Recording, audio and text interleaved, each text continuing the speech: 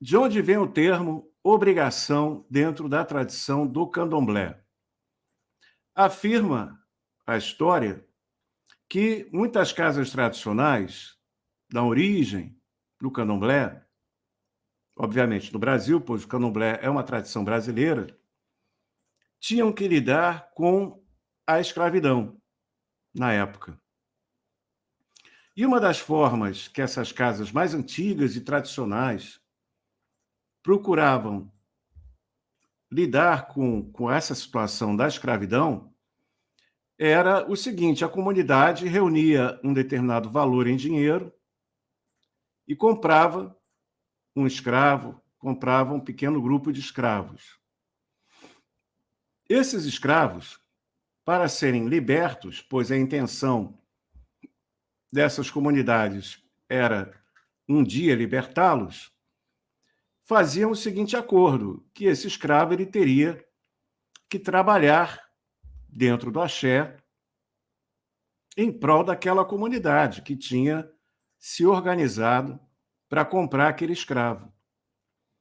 Então, era chamada de obrigação, pagar a obrigação, o fato do escravo trabalhar ali anos e anos e anos dentro da casa de axé, pagando, entre aspas, as suas obrigações, para que um dia essa comunidade pudesse libertá-lo. Era chamado de pagar a obrigação quando o escravo pagava a obrigação de um ano, né, de 5, de 7 anos. Normalmente, após 7 anos ou 10 anos, normalmente, que nos conta a história, é que um escravo conseguia pagar a sua obrigação, a sua dívida com aquela comunidade.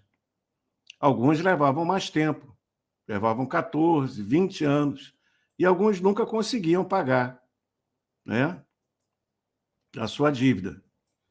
E ficavam assim o resto da vida trabalhando dentro daquela comunidade, participando daquela comunidade.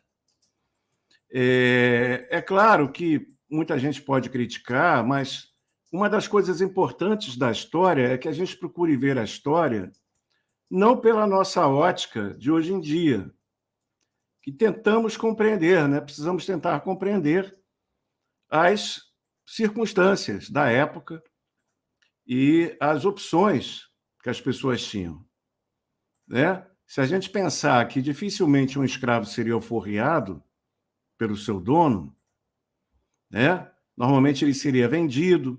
Quem conhece de história sabe os infames anúncios de jornal, né?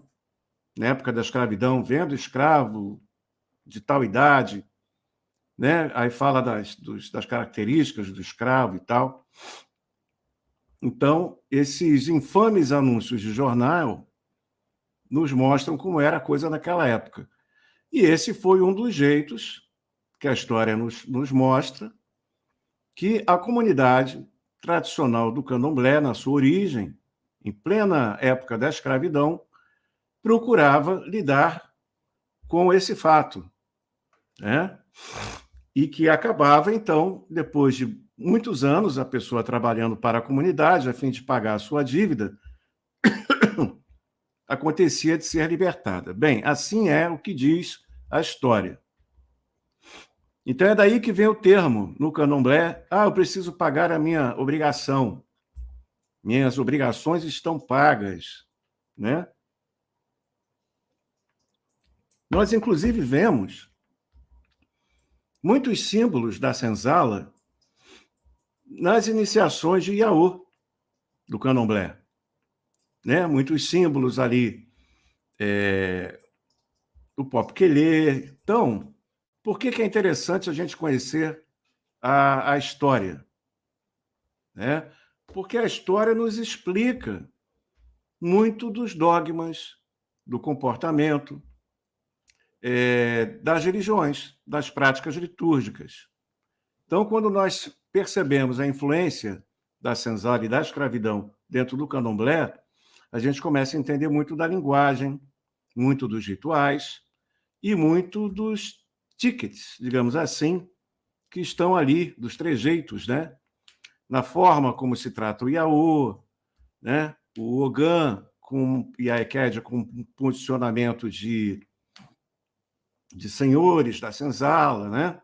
Toda uma série de características que aqui não é uma crítica, tá? É só uma análise histórica, mas que nos ajuda a entender muita coisa, tá?